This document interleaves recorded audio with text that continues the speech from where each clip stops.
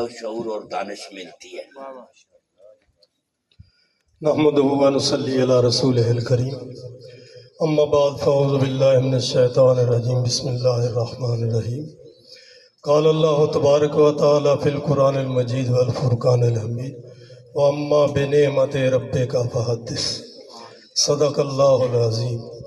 ببرکت ان اللہ و ملائکتہ یصلون علی النبی، یا ایہا الذین آمنوا صلوا علیہ وسلموا تسلیما۔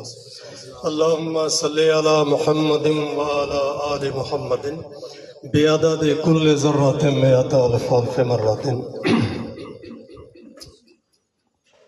صدائے کن فکاں گونجی تھی جب سے، صدائے کن فکاں گونجی تھی جب سے، ثنائے مصطفیٰ جاری ہے تب سے۔ محمد باعث تخلیق عالم ہے، ختم المرسلین بھی فضل رب سے۔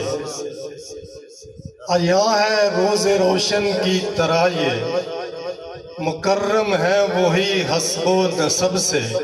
اور گلوں نے تازگی عنبر نے خوشبو ہے پائی آپ کے رخسار و لب سے۔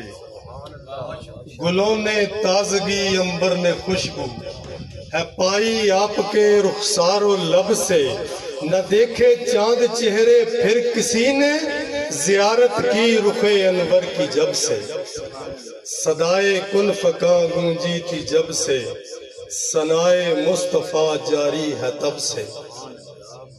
اللہ کریم کا جتنا شکر ادا کریں کم ہے کہ آج ولادت مصطفیٰ صلی اللہ علیہ وآلہ وسلم کے مہینے کی آمد کے موقع پر اس نے ہمیں اپنا اور اپنے محبوب تاجدار حل عطا، منبع جود و سخا، نیر برج ہدا، آرائش صبح و مساء، زینت ارض و سما، ختم خیل انبیاء، مقصد و مقصود ماں، شاہد و مشہود ماں، مظہر معبود ماں، اور حسن عبداللہ جمال بی بی آمنہ، نازش حسنین فخر سیدہ، ترائے بطحا تراز خاکیاں، روح کا سرمایہ افلاکیاں، در ازل اعزاز نور اولی، طاقت توقیع ختم المرسلین، حضور شمس الدہا بدر الدجا صدر الولا نور الہدا، جناب محمد مصطفیٰ صلی اللہ علیہ وسلم کی یاد میں چند لمحے بیٹھنے کی توفیق عطا فرمائی۔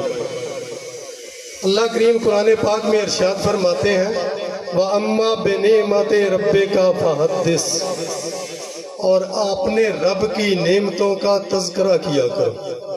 یہ اللہ کریم کا حکم ہے قرآن پاک میں کہ اپنے رب کی نعمتوں کا تذکرہ کیا کرو۔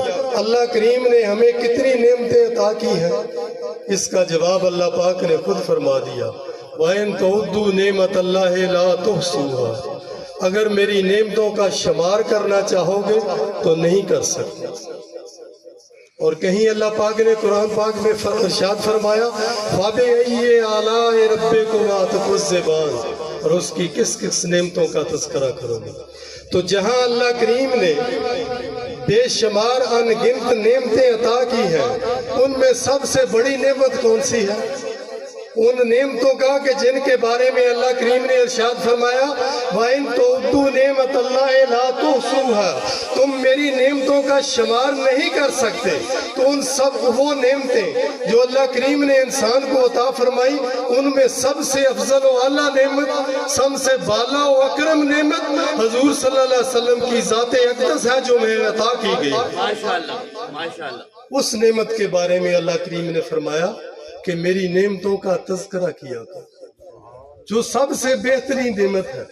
اتنی نعمتیں اللہ کریم کی کہ جو شمار نہیں ہو سکتی وہ ایک طرف ہو، اور رسول پاک صلی اللہ علیہ وسلم کی ذات اقدس ایک طرف ہو، تو وہ شمار میں نہ آنے والی نعمتوں کی کوئی حیثیت نہیں ہے۔ اگر حیثیت ہے تو اس نعمت کی جو اللہ کریم نے حضور آقا علیہ السلام کی امت کو عطا کی ہے، اس نعمت کا تذکرہ کیا کریں۔ نعت کیا ہے؟ उस नेमत का तज़किरा है। जब हम रसूल पाक सल्लल्लाहु अलैहि वसल्लम के हुस्न जमाल की बात करते हैं, आपके चेहरा अक़दस की बात करते हैं, आपकी जुल्फ़े वल्लैल की बात करते हैं, आपके हुस्न जमाल की बात करते हैं, आपके मोजज़ात की बात करते हैं, आपके कमालात की बात करते हैं, अब आपने जो इस इंसानियत को कानून बख्शा उसकी बात करते हैं, तो हम अल्लाह की नेमत की बात करते हैं जो सबसे अजीम तर है। पाकिस्तान नात कौंसिल अल्हम्दुलिल्लाह पिछले 18 सालों से वतन अजीज के मुख्तलिफ शहरों के स्कूल कॉलेज में, मसाजिद में, मदारस में, यूनिवर्सिटियों में मुकाबला है हुस्न नात का इनकाद इसलिए करवा रही है कि बच्चों के दिलों में इश्क़ मुस्तफ़ा को उजागर किया जाए, बच्चों को बताया जाए।